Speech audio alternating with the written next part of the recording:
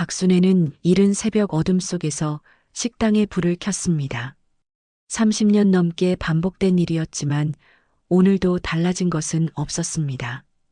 익숙한 주방 안에는 오래된 냄비와 그릇들이 가지런히 놓여 있었어요. 식용유 냄새가 남아있는 조리대 앞에 서자 도철의 목소리가 귓가에 스쳤습니다. 여보, 오늘도 힘내요. 그 말이 들리는 듯해 순애는 잠시 손을 멈췄습니다. 남편 도철은 말수가 적은 사람이었습니다.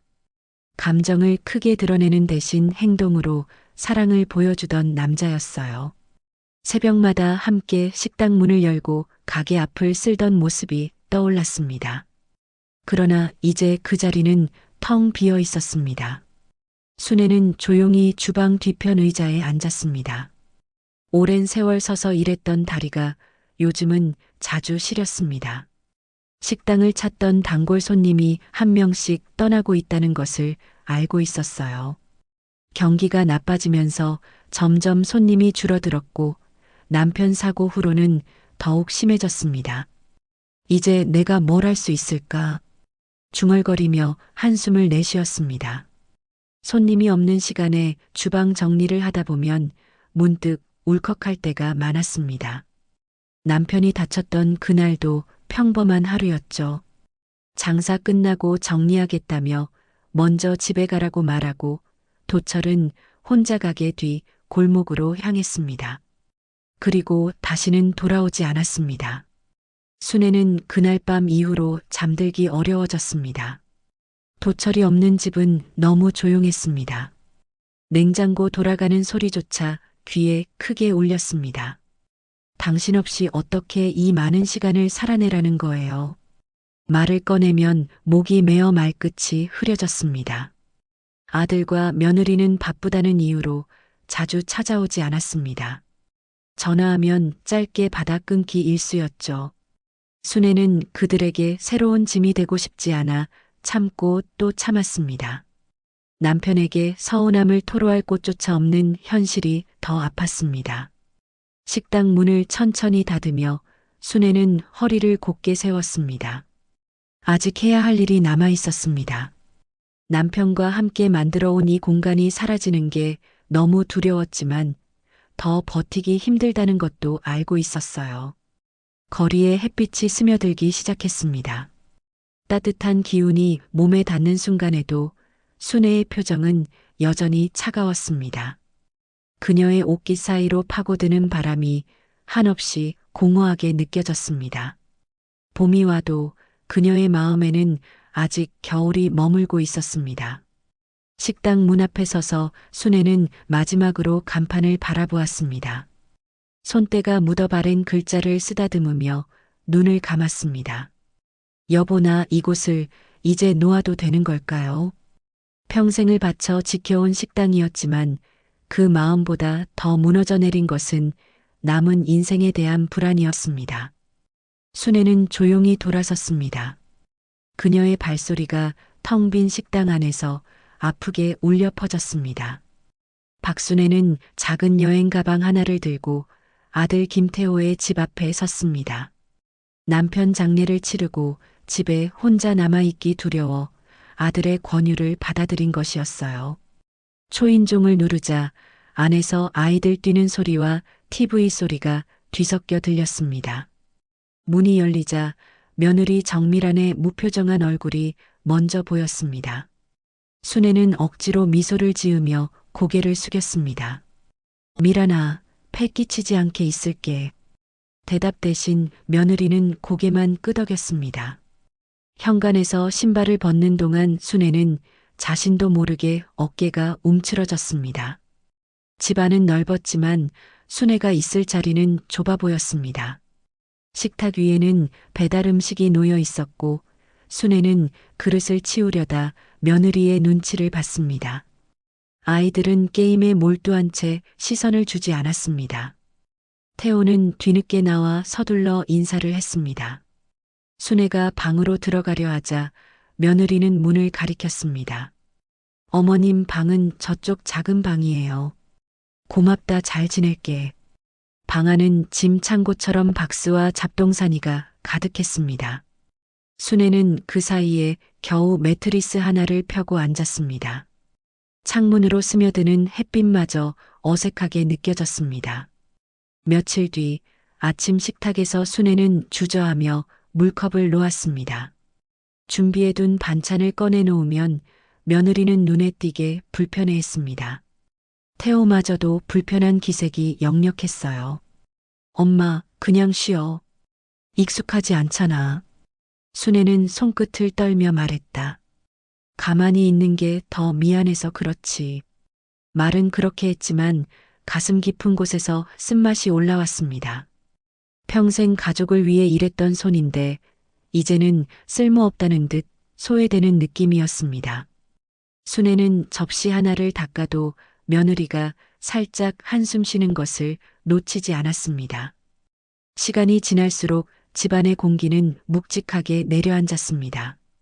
저녁마다 아이들 도시락과 살림을 챙기다가 작은 실수 하나라도 생기면 미란의 차가운 시선이 날카롭게 꽂혔습니다. 태호는 아내에게 눈치를 보며 말없이 방으로 숨어버렸습니다. 순애는 밤마다 잠에서 자주 깼습니다. 작은 방은 원래 잡동사니를 쌓아두던 곳이었고 꿉꿉한 냄새가 코를 찔렀습니다. 숨소리조차 조심스러운 공간에서 누워있으면 자신의 존재가 점점 작아지는 기분이 들었습니다. 가슴 안쪽이 답답해져 자연스레 눈가가 젖곤 했습니다. 여보, 당신 없는 세상은 참 낯설어요. 흐느끼는 소리가 베개 속으로 파고들었습니다. 기대고 싶었던 가족이지만 그들에게서 느낀 것은 냉기와 거리감 뿐이었습니다. 순애는 자신이 이 집에 있는 이유를 스스로에게 묻기 시작했습니다. 사랑받고 싶었던 마음은 어느새 사라지고 그 자리엔 보이지 않는 벽만 남았습니다. 아들 집에서 보내는 나날은 위로가 아니라 또 다른 외로움의 시작이었습니다. 아들과 며느리가 집을 찾아온 날은 유난히 바람이 거셌습니다. 박순애는 문을 열며 반가운 마음을 감추지 않으려 했습니다. 아들 김태호와 며느리 정미라는 평소보다 단정한 차림으로 들어섰습니다. 순애는 마실 물을 준비하며 작은 기대를 품었습니다. 혹시나 오늘은 따뜻한 대화를 나눌 수 있을까 싶은 마음이었어요. 하지만 분위기는 곧 차갑게 식었습니다. 미라는 집안 곳곳을 둘러보며 눈썹을 찌푸렸습니다. 순애가 건넨 차도 식탁에 그대로 놓여 있었습니다. 태호는 휴대폰을 건드리며 시선조차 맞추지 않았어요. 어머님, 생활비 잘 관리하고 계시죠? 미란이 던진 말에 순애는 잔잔한 긴장감을 느꼈습니다. 대답을 망설이자 태호는 퉁명스럽게 말을 덧붙였습니다. 엄마도 아시잖아. 우리도 넉넉하지 않아. 좀 아껴 써. 순애는 손끝을 움켜잡았습니다. 평생 아껴 살았다는 말이 목구멍에서 걸렸습니다. 남편과 함께 그토록 절약하며 살아온 세월이 떠올랐습니다. 저 아끼며 쓸게. 조심스럽게 고개를 숙였어요. 그러자 미란의 입가에 얄팍한 비웃음이 스쳤습니다. 가진 것도 없으면서 대접은 받고 싶은 모양이죠? 차갑게 내려앉은 목소리가 순애의 가슴을 정면으로 찔렀습니다. 그 순간 숨이 턱 막히는 느낌이었습니다. 순애는 의자에 앉아있던 허리를 곧게 펴려 했지만 힘이 들어가지 않았습니다. 태호는 아내를 바라보다가 시선을 피했습니다. 도와줄 생각은 없어 보였어요. 순애는 떨리는 손으로 식탁을 짚고 일어섰습니다. 감정에 휩싸여 눈물이 고였지만 최대한 침착함을 유지하려 했습니다. 집안 공기는 바늘 끝처럼 날카롭고 따가웠습니다. 아들과 며느리는 무거운 분위기라며 서둘러 자리를 정리했습니다. 태호는 말없이 문을 열었고 미라는 마지막까지 순애에게 차가운 표정을 남겼습니다. 문이 닫히는 소리가 유난히 크게 울렸습니다. 순애는 텅 빈 방 안에 홀로 서 있었습니다. 나 도대체 뭘 잘못한 걸까요? 입술이 파르르 떨렸습니다. 다리에 힘이 풀려 의자에 주저앉자 심장이 크게 뛰었습니다. 남편의 낡은 사진이 걸린 벽을 바라보며 숨을 몰아쉬었습니다. 도철이 곁에 있었다면 이런 일은 없었을까 생각했습니다. 외로움보다 더 깊은 감정이 밀려왔습니다. 가족에게 존중조차 받지 못한다는 절망감이었습니다. 순애는 더는 참을 수 없다는 듯 눈물을 흘렸습니다. 그 밤 바람소리는 창문을 강하게 두드렸습니다. 순애의 눈물은 멈추지 않았고 작은 방 안 공기는 고요하지만 잔인했습니다. 그리고 그녀의 마음 한편에서 미세하게 무언가 금이 가기 시작했습니다. 박순애는 잠들지 못한 채 새벽을 맞이했습니다. 눈꺼풀은 퉁퉁 부었고 가슴은 밤새 저릿하게 아려왔습니다. 아들과 며느리가 던지고 간 말들이 계속 머릿속에서 맴돌며 마음을 짓눌렀습니다. 이대로 무너져 버릴 수도 없었습니다. 순애는 천천히 자리에서 일어나 남편의 낡은 가방이 있는 곳으로 향했습니다. 그 가방은 도철이 살아있을 때 단 한 번도 열어보지 말라 했던 물건이었습니다. 서랍 구석에 깊숙이 숨겨져 있었고 먼지가 소복하게 덮여 있었습니다. 손끝으로 먼지를 털어내며 지퍼를 천천히 열었습니다. 익숙한 듯 낯선 냄새가 훅 하고 올라왔습니다.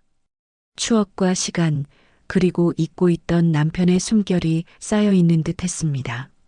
안에는 도철의 옛 사진과 오래된 셔츠, 그리고 빛바랜 통장이 들어 있었습니다. 순애는 천천히 사진을 꺼내 손바닥 위에 올렸습니다. 젊었을 때의 도철이 활짝 웃고 있었고 그 옆에는 밝게 미소 짓는 자신이 있었습니다.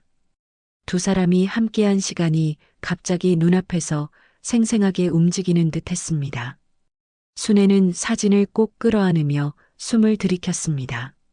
그러다 문득 가방 한쪽 안감이 울룩불룩한 걸 발견했습니다. 손가락으로 안감을 잡아당기자 조그만 봉투가 나왔습니다. 평소 보지 못한 봉투라 순간 심장이 쿵하고 내려앉았습니다. 봉투 위에는 순애에게라는 글자가 서툰 필체로 적혀 있었습니다.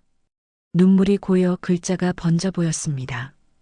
조심스럽게 봉투를 열자 흰 종이 여러 장이 차례대로 나왔습니다. 부동산 등기 서류, 상가 계약서, 예금 내역, 그리고 통장 사본이었습니다. 순애는 서류 위 숫자들을 확인하며 숨을 멈췄습니다. 억대가 넘는 금액들이 줄줄이 적혀 있었어요. 머릿속이 하얗게 비워지고 손이 떨리기 시작했습니다. 이게 뭐예요, 도철 씨? 텅 빈 집안에서 그 말은 작게 메아리 쳤습니다. 등기 서류를 넘기던 중 작은 쪽지가 떨어졌습니다. 변호사와 상의해요. 모든 건 당신 몫이에요. 짧은 문장 속에서 남편의 목소리가 또렷하게 들리는 듯 했습니다. 순애는 더 이상 서류를 넘기지 못하고 바닥에 앉았습니다. 이 모든 것이 꿈이 아니면 어떻게 이런 일이 가능하단 말입니까? 평생 가족을 위해 허리 휘도록 일해온 남편이 자신 몰래 이렇게 많은 것을 준비했다니 믿기 힘들었습니다. 한편으로는 서운함과 미안함이 동시에 몰려왔습니다. 왜 끝까지 말하지 않았을까? 왜 혼자 감당했을까? 왜 자신을 믿고 함께 나누지 않았을까? 하지만 단 한 가지는 분명했습니다. 남편은 마지막 순간까지 그녀를 지키고 싶어 했습니다. 그 마음이 종이 위에 선명히 남아 있었습니다. 순애는 눈을 감고 봉투를 가슴 위에 꼭 안았습니다. 따뜻한 숨결이 전해지는 듯 남편의 손길이 다가와 등을 감싸는 것 같았습니다. 눈물이 다시 흐르기 시작했지만 정과는 다른 의미였습니다. 절망 속에서 발견한 남편의 깊은 사랑은 그녀의 부서진 마음에 새로운 빛이 되었습니다. 비로소 순애는 알았습니다. 이제 자신이 해야 할 일이 무엇인지, 그녀는 천천히 눈을 뜨며 결심의 숨을 들이켰습니다. 도철이 지켜준 이 사랑을 결코 아무에게도 허망하게 뺏기지 않겠다고. 박순애는 다음 날 아침 손에 꼭 쥔 서류 봉투를 바라보며 깊은 숨을 들이켰습니다. 밤새 한숨도 자지 못했지만 머릿속은 오히려 또렷했습니다. 남편이 남긴 글씨 한자 한자를 떠올리며 그녀는 혼잣말처럼 중얼거렸습니다. 당신이 원한 게 뭘까요? 내가 어떻게 살아가길 바란 거죠. 그 목소리는 떨렸지만 결심을 굳히는 힘도 함께 담겨 있었습니다. 순애는 변호사가 적힌 번호를 눌렀습니다. 수화기 너머로 들려오는 차분한 목소리에 약속을 잡고 곧장 집을 나섰습니다. 버스 창밖으로 스쳐 지나가는 풍경 속에서 남편과 함께했던 길이 계속 떠올랐습니다. 손을 꼭 잡고 걸었고 무거운 짐을 나눠들던 그 모습들이 아프게 다가왔습니다. 법률사무소에 들어서자 고요한 공기가 순애를 맞았습니다. 변호사는 정중하게 앉을 자리를 안내하며 서류를 받아들었습니다. 그는 빠르게 내용을 살피더니 고개를 끄덕였습니다. 고인께서 상당한 기간 동안 재산을 준비하셨습니다. 순애는 의자 끝에 앉아 손을 맞잡고 있었습니다. 변호사는 부동산 목록을 하나씩 설명했습니다. 서울 외곽의 작은 상가 2채, 개발 예정지로 올라간 지방의 땅 3필지, 그리고 거금이 기록된 통장 여러 개였습니다. 순애는 자신이 잘못 본 것이 아닐까 눈을 몇 번이고 비볐습니다. 남편은 이 모든 걸 홀로 준비해 왔습니다. 단 한 번도 티를 내지 않은 채였습니다. 순애는 목이 메어 변호사를 바라보았습니다. 변호사는 조심스럽게 또 다른 봉투를 꺼냈습니다. 고인께서 살아생전 직접 작성하신 유언장입니다. 그 한마디에 순애는 다시 심장이 멎는 기분을 느꼈습니다. 유언장에는 도철의 또박또박한 글씨가 담겨 있었습니다. 미안하고 고마웠어. 당신이 원하는 곳에서 원하는 삶을 살아요. 나는 늘 당신 곁에 있을 거예요. 글을 읽는 동안 순애의 손은 미세하게 떨렸습니다. 이것이 마지막으로 남편이 건넨 사랑이라는 사실이 선명하게 전해졌습니다. 평생 짐이 될까 싶어 말하지 않았던 비밀, 그 마음의 깊이는 상상 이상이었습니다. 도철 씨 왜 나한테 한마디도 안 했어요? 눈물이 조용히 흐르며 종이 위에 작은 흔적을 남겼습니다. 변호사는 상속 절차를 차근히 설명했습니다. 모든 재산은 순애 한 사람을 위한 것이었고 누구도 이의를 제기할 수 없다는 것이었습니다. 그 말에 순애는 뒤늦게 마음 한쪽이 놓이는 느낌을 받았습니다. 그러나 곧 뒤따라온 감정은 안도감이 아니었습니다. 기쁨이나 위안이 아니라 벅차고 낯선 책임감이었습니다. 남편이 남긴 이유를 생각할수록 마음이 복잡해졌습니다. 과연 자신이 이 모든 것을 누릴 자격이 있는지 의문이 들었습니다. 변호사는 조심스레 물었습니다. 앞으로 어떻게 하실 생각이십니까? 순애는 한동안 아무 말도 하지 못했습니다. 남편이 남긴 사랑을 어떻게 지켜야 하는지 아직 명확한 답이 없었습니다. 하지만 한 가지는 확실했습니다. 제가 지킬게요. 저를 무시한 사람들에게서 저를 위해 살아온 남편의 마음을 지킬게요. 대답을 내뱉는 순간 순애의 눈빛은 흔들림 없이 단단해졌습니다. 법률사무소 문을 나서는 발걸음은 아직 조심스러웠습니다. 그러나 그 속에는 어제와 전혀 다른 힘이 담겨 있었습니다. 평생 남을 위해 살아온 삶에서 이제는 자신을 위한 첫걸음을 내딛는 사람이 거기에 서 있었습니다. 그녀는 하늘을 올려다보았습니다. 흰 구름 사이로 스며드는 빛이 따뜻하게 감싸왔습니다. 남편이 보내는 응원 같다고 느끼며 순애는 살며시 미소를 지었습니다. 박순애가 변호사 사무실을 다녀온 지 며칠이 지나지 않았습니다. 그동안 조용하던 집 전화가 갑자기 자주 울리기 시작했습니다. 화면에 아들 김태호의 이름이 뜨자 순애는 잠시 주춤했어요. 받고 싶지 않았지만 결국 손가락은 천천히 통화 버튼을 눌렀습니다. 엄마, 요즘 어떻게 지내? 몸은 괜찮고? 오랜만에 듣는 다정한 목소리가 낯설게 느껴졌습니다. 순애는 감정이 드러날까 조심스레 한마디만 건넸습니다. 그럭저럭이야. 무슨 일 있니? 태호는 잠시 뜸을 들이다가 식사를 함께 하자며 찾아오겠다고 말했습니다. 전화를 끊고도 순애는 마음이 편치 않았습니다. 왠지 불길한 예감이 맴돌았습니다. 문이 열리고 아들과 며느리가 들어섰습니다. 이번에는 과하게 밝은 얼굴로 다가왔습니다. 미라는 순의 손을 덥석 잡으며 크게 웃었습니다. 어머님, 전화 못 드려 죄송했어요. 많이 외로우셨죠?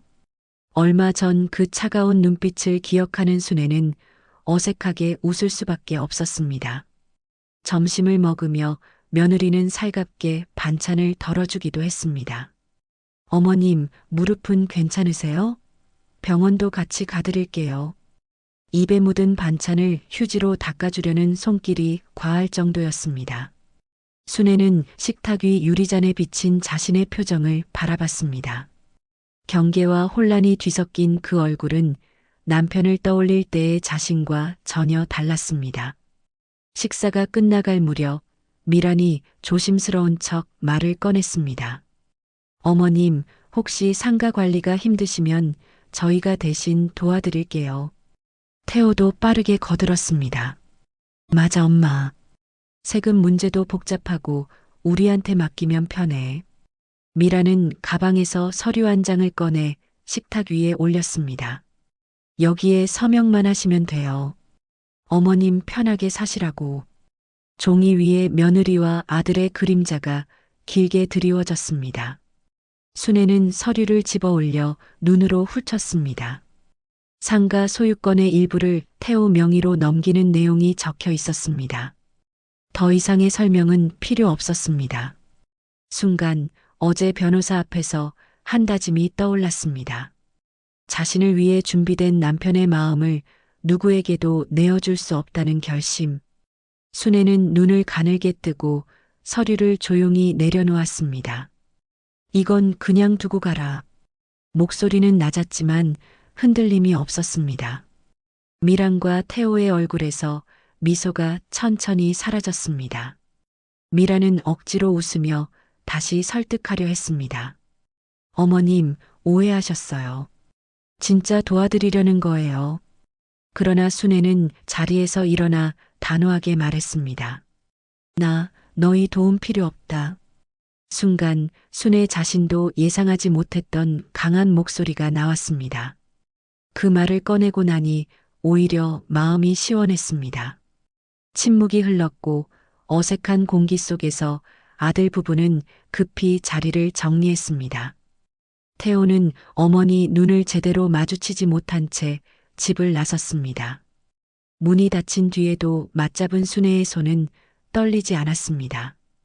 혼자 남은 거실에서 순애는 변호사 사무실을 나설 때 가졌던 마음을 다시 떠올렸습니다. 남편이 준 마지막 사랑, 그 의미를 지켜야만 한다는 책임감이 더 분명해졌습니다. 창문 너머로 어둑한 하늘이 펼쳐졌습니다. 하지만 순애의 눈빛은 오히려 더 밝게 빛나고 있었습니다. 이제 그녀의 삶은 누구의 눈치도 보지 않을 준비가 되어 있었습니다. 새로운 시작이 다가오고 있었습니다. 박순애는 그날 밤 늦게까지 잠을 이루지 못했습니다. 창밖에서 바람이 전선에 스치는 소리가 들렸습니다. 아들과 며느리가 놓고 간 서류가 거실 탁자 위에 그대로 놓여 있었습니다. 종이가 스스로 숨쉬는 것처럼 보였고 그 속에 담긴 욕심이 적나라하게 느껴졌습니다. 순애는 천천히 의자에 앉아 그 서류를 바라보았습니다. 남편이 남긴 사랑과 아들 부부의 욕망이 한 테이블에서 부딪히고 있었습니다. 한쪽 손으로 가슴을 누르며 작은 숨을 쉬었습니다. 무너질 것 같은 마음을 다시 붙잡기 위해서였습니다. 다음 날 아침 순애는 단정하게 머리를 빗고 외출복을 챙겨 입었습니다. 남편의 사진을 바라보며 속삭였습니다. 당신이 준 마음, 제가 꼭 지킬게요. 그 말은 조용했지만 강한 힘이 담겨 있었습니다. 식당 앞을 지나며 발걸음이 잠시 멈췄습니다. 남편과 함께 문을 열던 아침들이 떠올랐습니다. 그러나 그곳에 더는 미련을 두지 않고 변호사 사무실로 향했습니다. 절차는 빠르게 진행됐습니다. 부동산 명의 이전과 자산 관리가 정리되었고 변호사는 안전하게 관리되도록 도와주겠다고 제안했습니다. 힘드시면 언제든 연락 주세요. 변호사의 말에 순애는 고개를 숙였습니다. 고맙습니다. 앞으로는 제가 잘할게요. 더는 누군가에게 기대지 않겠다는 의지가 담긴 말이었습니다. 집으로 돌아오는 길, 아들 태호에게서 전화가 걸려왔습니다. 평소와는 다른 급한 숨소리가 들렸습니다. 엄마, 우리 잠깐 볼 수 있을까? 할 말이 있어. 순애는 한 박자 늦게 대답했습니다. 그래. 와라. 얼마 지나지 않아 태호와 미란이 집으로 들어왔습니다. 둘의 표정은 전보다 훨씬 굳어 있었고 예의도 사라져 있었습니다. 미란이 먼저 말을 내뱉었습니다. 어머님, 그 서류 왜 그냥 두신 거예요? 태호는 더 직설적이었습니다. 우리 가족이잖아. 가족끼리 도와야지. 순애는 그 말을 들으며 조용히 고개를 들었습니다. 오랫동안 참고 참았던 감정 뒤에서 새로운 힘이 올라왔습니다. 가족이라면 서로 존중해야 하는 거 아니니.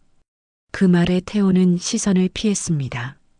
잠시의 침묵 후 순애는 천천히 이어 말했습니다. 나는 이제 내 인생을 살겠다. 너희가 원하는 대로 움직이지 않을 거다. 미란의 얼굴이 일그러졌습니다. 그러나 순애의 목소리는 더는 떨리지 않았습니다. 남편과 내가 함께 쌓은 세월이다. 그걸 누구 마음대로 가져가려 하니. 순애는 의자에서 일어나 두 사람 앞에 단단히 섰습니다. 돌아가라. 오늘 이야기는 여기까지다. 태호는 헛기침을 하며 변명하려 했습니다. 하지만 순애의 단호한 눈빛을 보고 결국 아무 말도 하지 못했습니다. 미라는 굳은 표정으로 발을 돌렸습니다. 문이 닫히는 소리가 천천히 사라졌습니다. 순애는 깊게 숨을 들이켰습니다. 마음속에 켜켜이 쌓였던 두려움이 조금씩 걷히고 있었습니다. 작은 승리였지만 그녀에게는 세상을 다시 살아갈 용기를 주는 순간이었습니다. 창문을 열자 시원한 바람이 방 안으로 스며들었습니다. 남편이 곁에서 미소 짓는 것만 같았습니다. 이제 순애는 확신했습니다. 남편이 남긴 사랑을 지키는 일이 곧 자기 자신을 지키는 일이라는 것을. 그녀는 천천히 문을 바라보며 굳게 다짐했습니다. 남의 인생이 아닌 자신의 인생을 앞으로 걸어가겠다고. 박순애는 짐을 하나씩 정리해 작은 박스에 담았습니다. 오래된 집안을 둘러보며 마지막 인사를 나누듯 천천히 시선을 움직였습니다. 남편 도철과 함께 살았던 시간들이 벽에, 주방에, 바닥에 남아 있었습니다. 그 모든 흔적이 아직도 숨을 쉬는 것처럼 느껴졌습니다. 순애는 떨리는 손으로 남편의 사진을 닦아냈습니다. 사진 속 도철의 미소는 늘 그랬듯 말없이 그녀를 바라보고 있었습니다. 나 잘할게요. 조용히 건넨 짧은 말은 깊은 결심을 담고 있었습니다. 이삿짐을 싣고 나오는 길, 이웃들이 모여 순애의 손을 잡았습니다. 식당을 이용하던 단골들은 따뜻한 격려와 함께 작은 선물을 건넸습니다. 누군가는 김치를 담아주었고 누군가는 편지를 건넸습니다. 순애는 눈시울이 붉어졌지만 울지 않으려고 고개를 들었습니다. 울음보다 미소가 더 잘 어울리는 새로운 삶을 향해 가고 싶었기 때문이었습니다. 새롭게 정한 거처는 전원 마을 외곽이었습니다. 도철과 함께 꿈꿨던 조용한 동네였죠. 이사 첫날, 순애는 집 앞에 서서 깊게 숨을 들이켰습니다. 맑은 공기와 새소리가 마음 깊숙한 곳까지 스며들었습니다. 작은 카페를 준비하는 과정은 순애에게 설렘을 주었습니다. 도철이 살아있었다면 옆에서 커피를 내리며 환하게 웃었을 겁니다. 카페 이름도 도철이 좋아했던 말로 정해두었습니다. 늘 고맙습니다. 그 말은 남편이 자주 하던 말이기도 했습니다. 카페 문을 연 첫날, 동네 사람들이 찾아왔습니다. 소박하지만 따뜻한 공간이 금세 웃음소리로 채워졌습니다. 순애는 익숙한 동작으로 커피를 내리고 빵을 데우며 손님을 맞았습니다. 맛있게 드세요. 짧은 인사에도 그녀의 진심이 묻어났습니다. 손님들이 돌아간 뒤 가게 한쪽에 놓인 남편 사진 앞에 섰습니다. 사진 속 미소가 더 환하게 느껴졌습니다. 순애는 천천히 의자에 앉아 창밖을 바라보았습니다. 마당의 핀 꽃들이 바람에 흔들리며 작은 춤을 추고 있었습니다. 당신이 바란 대로 나답게 살고 있어요. 말을 내뱉는 순간 눈가에 따뜻한 물기가 고였습니다. 순애는 더 이상 과거의 자신이 아니었습니다. 누구에게도 무시당하지 않고 누구에게도 기대지 않는 삶. 남편이 지켜준 사랑 위에 자신만의 세상을 세워가고 있었습니다. 창문을 여니 상쾌한 바람이 가게 안으로 스며들었습니다. 새로운 하루가 조용히 문을 두드렸습니다. 순애는 미소 지으며 응답했습니다. 어서 와요. 오늘도 좋은 날이네요.